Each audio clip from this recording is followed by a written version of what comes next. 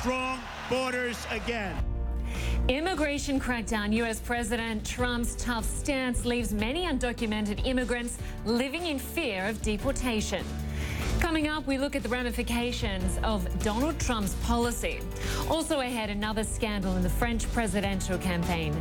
This time, Marine Le Pen's staff are under the spotlight. Details on that ahead, and truce in name only.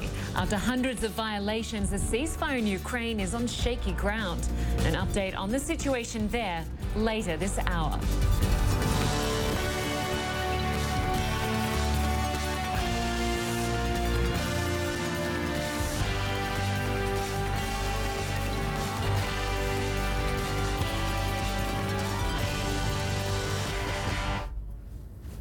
Hello, I'm Lynda Kinkade in for Becky Anderson. We begin with two memos that could affect millions of people. Donald Trump's administration has issued tough new orders to crack down on illegal immigrants, making good on one of the president's signature campaign promises. The orders dramatically widen the net for deportations. Even a simple traffic violation could end up splitting families apart. As Joe Johns reports, immigrant communities right across the United States are now on edge. We will have strong borders again. Under the new guidelines, the majority of the country's 11 million undocumented immigrants could now face deportation. Everybody who is here illegally is subject to removal at any time, but the priority that the president has laid forward and the priority that ICE is putting forward through DHS's guidance is to make sure that the people who have committed a crime or pose a threat to our public safety are the priority of their efforts. But the Trump administration's new guidelines direct immigration and border agents to deport any undocumented immigrant charged, convicted, or even suspected of a crime, even minor crimes like a traffic violation or shoplifting. And crossing the border illegally is technically criminal. Anyone who is found in an undocumented status would ultimately be apprehended and deported, with due process totally eroded. The rules replacing more restrained policies followed by previous administrations. Under Obama, ICE focused mainly on deporting those convicted of serious crimes, and anyone arrested within 2 weeks of illegally crossing the border could face expedited deportation. Now, anyone arrested within 2 years of crossing the border could be deported without due process. Immigration officers now have greater authority to decide who stays and who goes. The tightrope that the administration will have to walk will be, what do they do with the people that are here? What do they do with young people, someone who was 2 years old when they were brought to this country? And that's going to be difficult. The White House emphasizing that President Obama's program protecting dreamers, those brought to the U.S. as children, won't be targeted. They were brought here in such a way. It's a very, very tough subject. We are going to deal with DACA with heart. But the hardline immigration policy is sparking fear in immigrant communities. We're concerned about what Donald Trump means for our family. Will it mean that we will be separated from our mother, just like we were separated from our father 9 years ago?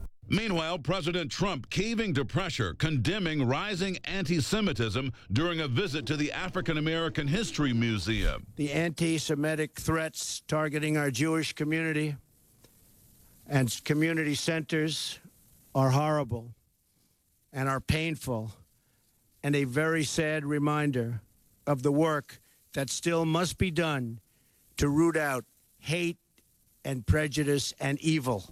Before this, the president skirted the issue in news conferences since taking office. I am the least anti-Semitic person that you've ever seen in your entire life.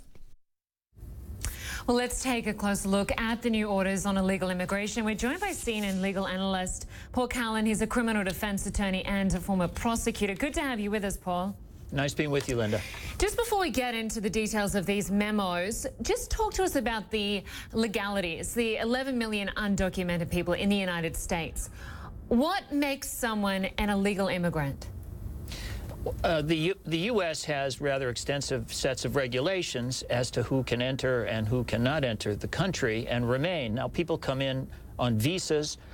those visas expire, say a student visa, if you're no longer going to a university and complying with it, that visa expires, you become illegal. Of course, if you illegally cross the border into the United States, you are here illegally. And that number of people who are in the country illegally is said to be in the range of more than 10 million people. So there's an enormous population. Now, through the years, each administration has been very, very careful about not pushing too hard to deport because of this huge number. There have been deportations going on all along, but we've seen a very careful a policy that didn't, create as much public fear as the policy we're seeing in place now. And Paul, off the top of your head, do you know how many people were deported under the Obama administration? I don't know the exact figure, but it was a very high number. And his number, as a matter of fact, was higher than the number that Trump was deporting, in the first couple of weeks of the presidency. And the Obama number, I believe, was also higher than George Bush's number. So it's a myth to think that the Obama administration was not enforcing deportation laws. They were. But nobody has tried to go after all 10 million, because that seemed to be an insurmountable problem. So it's been targeted deportations as opposed to mass deportations in the past. So, Paul, looking at these new memos, the Trump administration has essentially put out a new rule book to deal with undocumented migrants. It includes the power to swiftly deport people without a court hearing. Just explain what else is in these memos. Well, the deportation process, I think, would surprise a lot of Americans. We're used to a court system that, gives people jury trials and gives them an extensive number of rights, appointed lawyers and so on and so forth. The deportation process really is an entirely different matter. It's an administrative court system that operates separately from the regular federal court system. You have far fewer constitutional rights accorded to you, and most Americans, I think, would be surprised at how few rights are accorded to illegal, undocumented individuals in the United States. Okay, Paul, we'll have to leave it there, but we are continuing to follow this issue. Paul Callan, great to have you with us. Thanks so much. Thank you, Linda.